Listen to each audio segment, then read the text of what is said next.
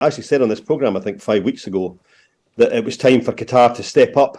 Yeah. You know, they wanted to be a global player, and they had, you know, they were housing the leadership of Hamas and other groups in Qatar and Doha.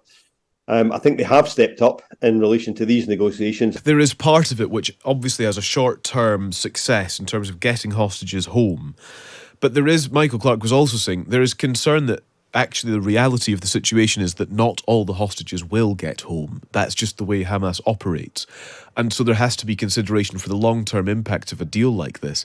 But gosh, it's difficult. It's difficult to say that that should be a consideration when you just want the hostages to be freed. So difficult, so complicated. In these situations, you know, I don't think there's ever a 100% right or wrong decision to be made.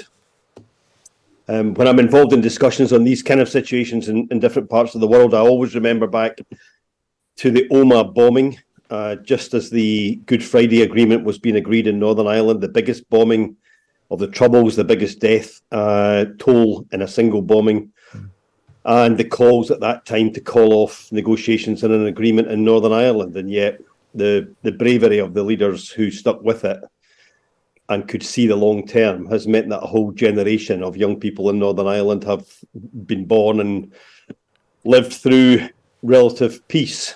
So there's never a right and a wrong in these situations.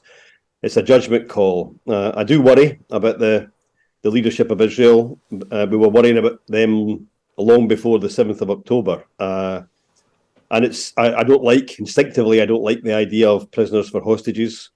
But at the same time, I don't like the idea of children whose mother's just been killed and being stuck in a hostage situation. So I can understand the desire to get them out. I hope there's a plan, and I hope that there are not too many concessions needed to achieve that. And I hope that the pauses do actually help the humanitarian situation, because at some point after this is relatively over, it's never going to be over, but over in relative terms, there needs to be a political solution, something that is acceptable to the wider Palestinian innocent community.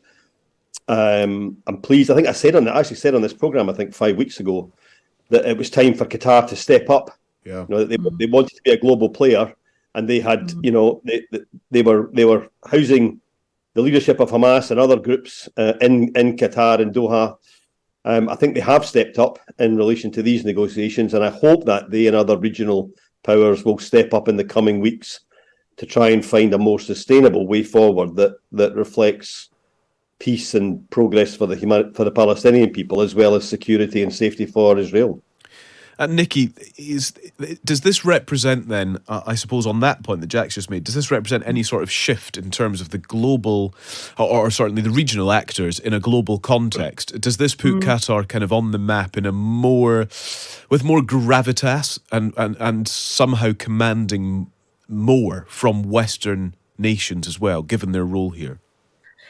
Yes, I think it probably does. And I think Egypt have also, and they've been an important player in this part of the world for a long time. But I think that's right. I think Jack's right that Qatar have stepped up and they've delivered something that I think many people felt impossible. And even yesterday, when things paused and I think Hamas said that the Israelis hadn't done what had been promised, and you know, the negotiators, Qatari, Egyptian, had to step in and work again to stabilise things so that the continued releases could happen. And I think this is very important. Look, I think it's difficult for Western governments in many ways because, of course, much of the Hamas leadership is actually, you know, in Qatar. So I think that's right, that geopolitically, Western and other governments used to dealing with certain players around the world, they're studying a much broader list of those players who will both be able to assist, but also potentially have vested interests as well. And that brings its own challenges, I think, for governments in terms of the connections that they have.